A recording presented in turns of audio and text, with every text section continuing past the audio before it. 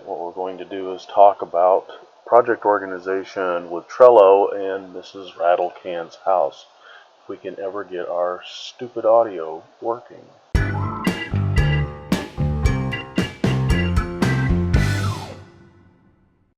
Hey everybody, it's James from Mrs. RATTLECAN'S house, and today we're going to talk about what you do in between the time you have had your offer accepted on the house, you have inspected the house, they have accepted your conditions, and you're now just waiting to get into the house. One of the things that we did was we planned out what we were going to do. We took a pretty exhaustive amount of photographs and video of the house. We took a bunch of measurements, and from that we started to come up with a list of things we needed to do. And the list of things we needed to do was pretty darn big. So we decided to use a project organization tool that I have used in the past on a number of different projects, and it's called Trello. I know some people call it Trello, but that's because, well, doesn't really matter, I guess. Everybody I know calls it Trello, and it is an online collaboration tool that is free to use. And I'm just going to briefly show you the way that we use it.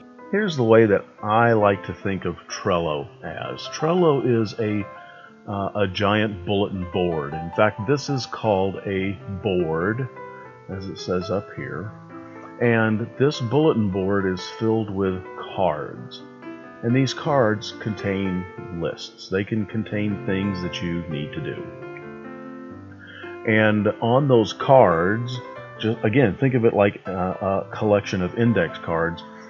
When you write things on an index card, sometimes you write a note to yourself, sometimes you make a list of things to do, or things to buy, or things to look at, and you can do all of these different things here in Trello virtually and share it with other people. So let's just pick a card. Let's pick this card. It says Attic Replace Insulation.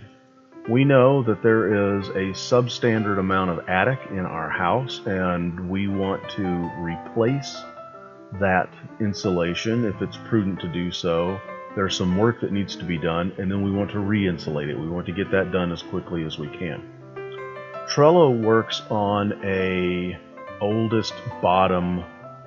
This is on April the 15th. This is the first one that I did. Remove versus adding based on asbestos and condition. It is not asbestos insulation, so we don't have to worry about just adding it or worried about having to disturb it. We can remove it, and additionally I have found that if to remove, I can rent a vacuum for about $200 a day, plus bags, plus gas at one of my local rental centers to extract that out. Now, these are just notes that I'm writing to myself. I can also link to a video. And here is a video from the This Old House channel on YouTube.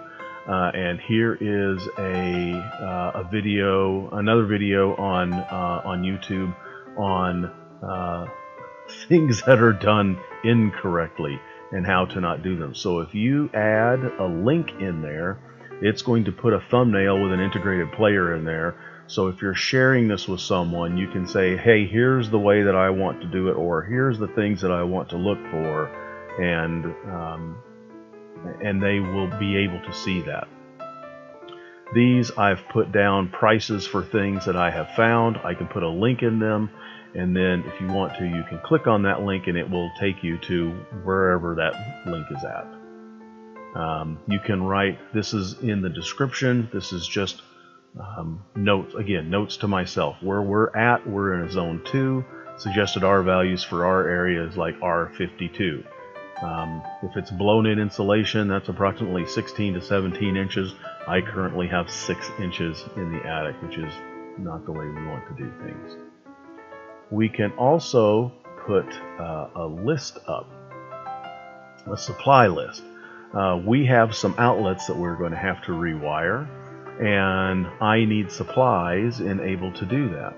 And as I purchase these supplies, if I click it off, you will see my list has been populated. So let's say I go on a shopping spree and I get most of my items.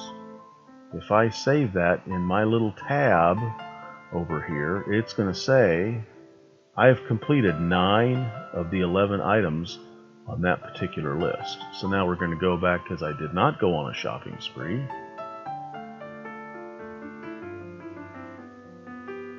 So there we go.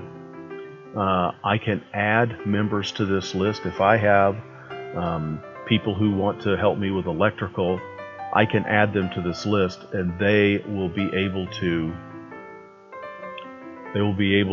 chime in. They can comment. They can add links as well to things that we are going to do, and that way everybody is going to be on the same page. I have a to-do list, which this is just things that we think we're going to have to do. Then I have what we call a planned list, and this has its own color, and if I click on this, this means that I have sat down with this particular task and I have got a really good idea of what I need in order to do that. I have gone through and I have said, we're going to spend 25 bucks on paper towels, we're going to spend this much on Windex, this much on bathroom cleaner, toilet cleaner, all the way down the list. And then I also have rooms that are going to have to be taken care of. So when I'm done with the kitchen, I can click that off, I can quickly look, and I can see that I have gotten that done.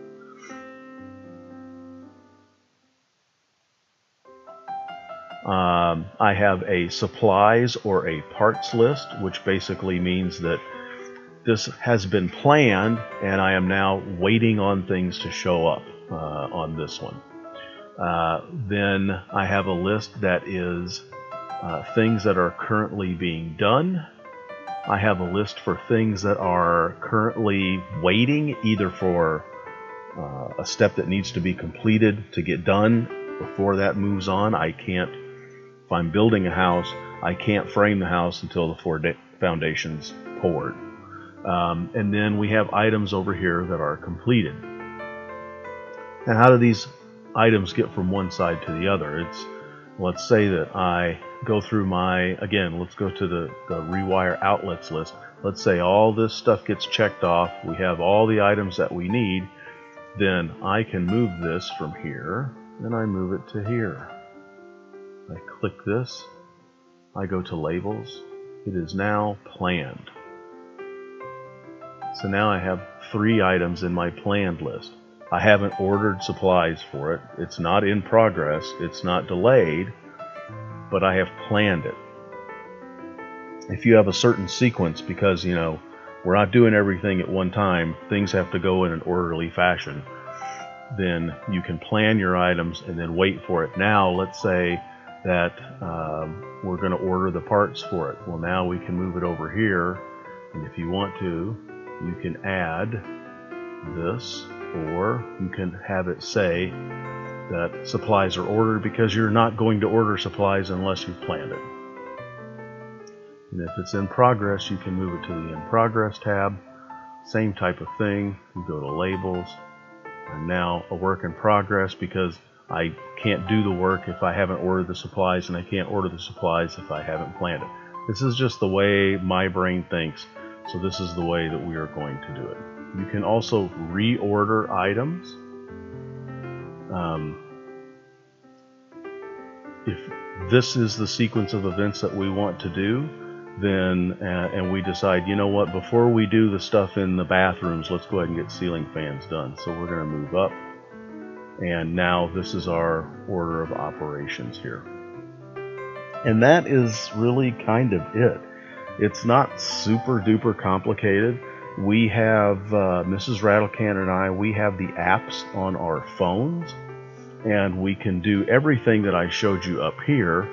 We can do that on our phones, and it's kind of cool to be looking at the app on your phone, and your spouse is at work on her lunch break looking at the list and changing things, and it changes on your phone as she's changing things. So that is just an organizational tool that we use to kind of pass the time, and then as the projects are going on, these will be updated, and we'll show you those things. So if you have a way that you organize your projects, we'd love to hear about it. If you'd put it in the comments down below the sermon notes, we'd love to hear that, and share that with other people. So I'm James from Mrs. RATTLECAN'S house, and you guys have a good one. If you enjoyed watching this episode of Mrs. RATTLECAN'S house, consider checking out this video. Be sure to subscribe to us on YouTube, and to get the latest updates on our progress, like us on Facebook. Thanks for watching. We'll see you again soon. Absolutely should have some wine.